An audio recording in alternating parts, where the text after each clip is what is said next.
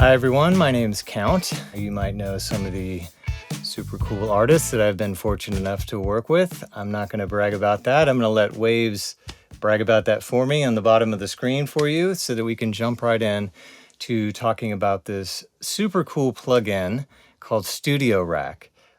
I'd like to talk to you about a preset that I made specifically for drums. Under Artists, you'll see Count, and inside of there, you'll see Drum Bus Saturator.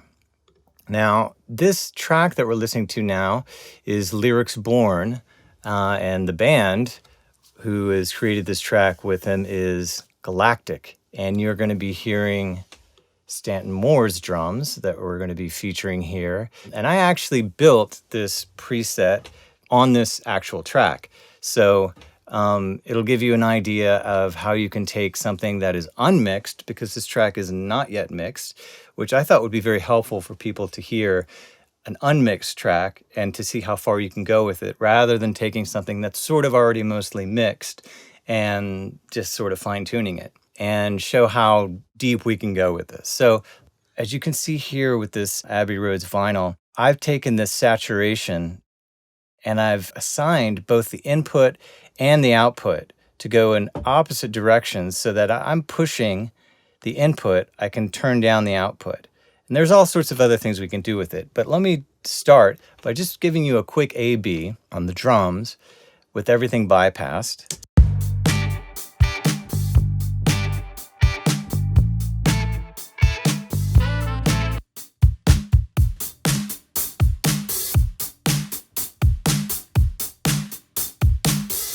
So pretty huge difference. It's sounding pretty fat and it's sounding finished. And all I've added is technically one plugin. But as you can see, there's a lot of plugins in here stacked, and they're also routed in an interesting way. So let me just start by going through the different macros that I've set up. One of the most interesting features of Studio Rack are these macros. This is a new feature that's super interesting because what it allows you to do is take this pretty complex chain that we've built here and sort of highlight some of what we feel are the most important parameters, assign them to a macro, and then be able to control not only one parameter, but multiple parameters just on one knob. The first one is just a parallel compression, and it's this top one. And what I've done here is I've just split and made this parallel compression heavy on my CLA 76 and allowed this dry signal of the drums to come through. So let me show you how this works. I've set this up to where my parallel compression is just fading in. As you can see right here, I'm just fading in the added compression.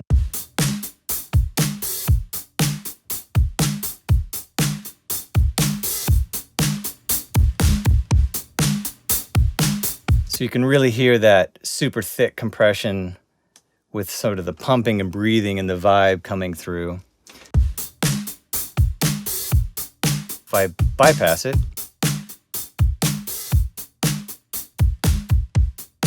versus with.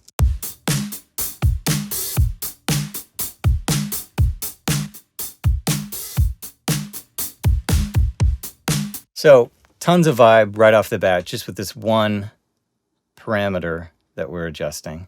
The next parameter is just a simple high boost that I've added. You can hear pretty obviously when I add that. The second thing I'd like to go through is this multiband compressor.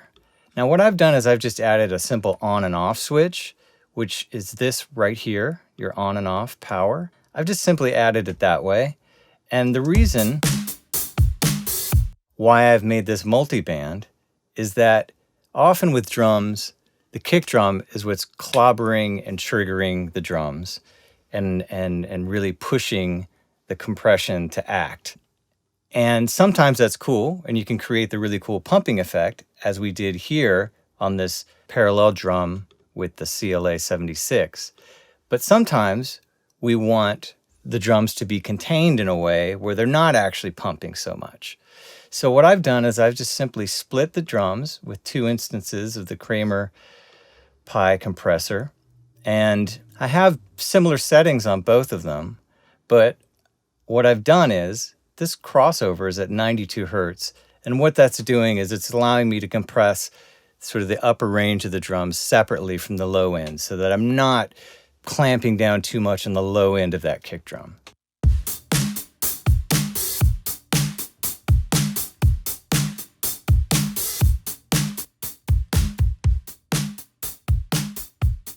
It's a pretty big difference. This is my low end compressor, everything below 92 hertz. It's just kind of gently clamping down on the low end. And then you can see what's happening on the upper part of the frequency range.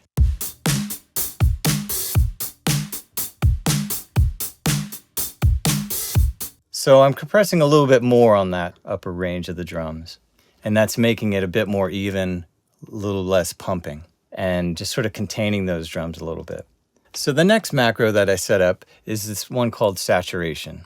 And what I've done is I've just made a multi-band split, and I've added 3 instances of the Abbey Road saturator for my low, mid, and high frequencies. And what that allows me to do is it allows me to push that saturation a lot harder than I otherwise would have been able to, because I'm not going to clamp down so much on the low frequencies. If I just had one instance of the saturator, I could get this really cool thing happening to my mids and my highs, but it would clobber my low frequencies and it would start to sound a little too distorted.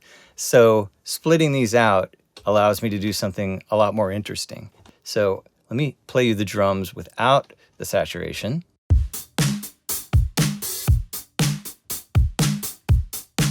And now with.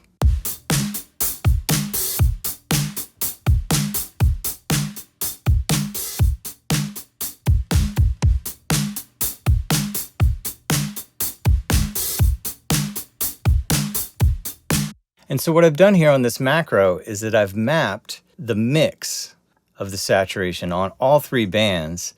So all 3 of them are fading in. There's without. And now with, fading in.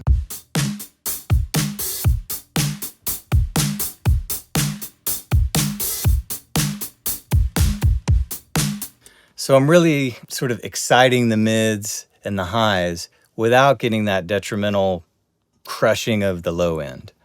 So the next macro that I've mapped is something that I call hard distortion. And if you look here, I've created a parallel split. So I've got my dry signal coming through here, and then my super distorted signal is mapped right here, the volume, so they can just fade it in and out. And what I've done is I've actually taken 2 instances of another one of my favorite new plugins here is the MDMX Overdrive. And you'll notice what I've done is I've got the mids right here, the middle part of the drums, the center, and the sides separate. And what that allows me to do is, because the drums, the heavy part, the kick and the snare in the center, I can distort those in a way that sounds good, and then separately distort the sides. And I can abuse the sides and push the input a lot harder on those than I would be able to on the middle. And it has just an interesting effect. And when I layer them together, I can kind of get the best of both worlds.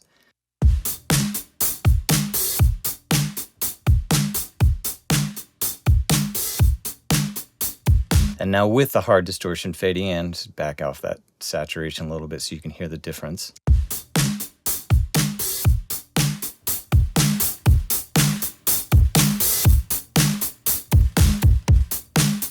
It's pretty cool. I'm getting like a lot of this cool excitement in the high end. It's bringing up some of the room sound and just overall a cool vibe. So somewhere around in here might be appropriate for this song, halfway up.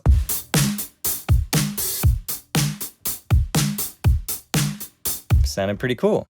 So this is more of a hard edge distortion.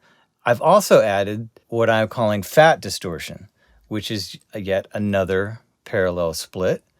And what I've added is the MDMX Screamer. Same concept here. It's a parallel split, and both versions of it, where I am distorting the sides and then the middle separately. And let me go ahead and bypass the hard distortion so that we can hear the difference between that and this more sort of fat, round distortion. Here's without.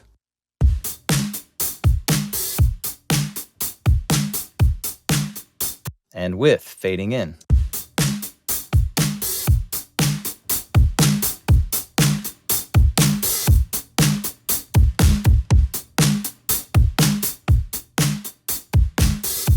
And then with both of them together, both the hard distortion and the fat distortion.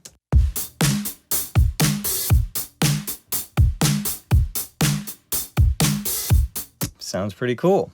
So the next macro that I mapped was the Abbey Road vinyl, and it's adding yet another layer of saturation that is different than the distortions and the Abbey Road saturator that we already have.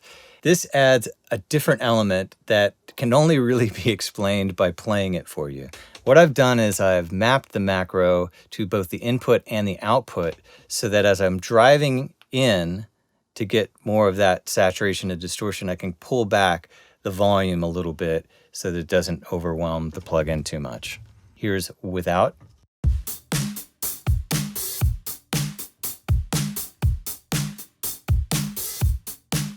And back off some of these distortions that we've already added here so you can hear the difference a bit more.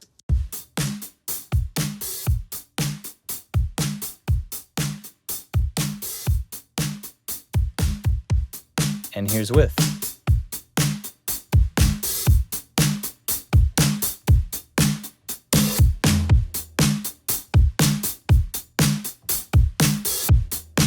That sounds pretty fat. That's super cool. And it definitely has a bit of a vintage vibe, unlike some of the distortions that we've added that maybe kind of make it more modern. This is sort of containing the drums a bit more and making it sound a little bit more vintage. The last macro that I mapped was simply this Shep 73, so I could get some more low end if you want some more bump from the kick drum.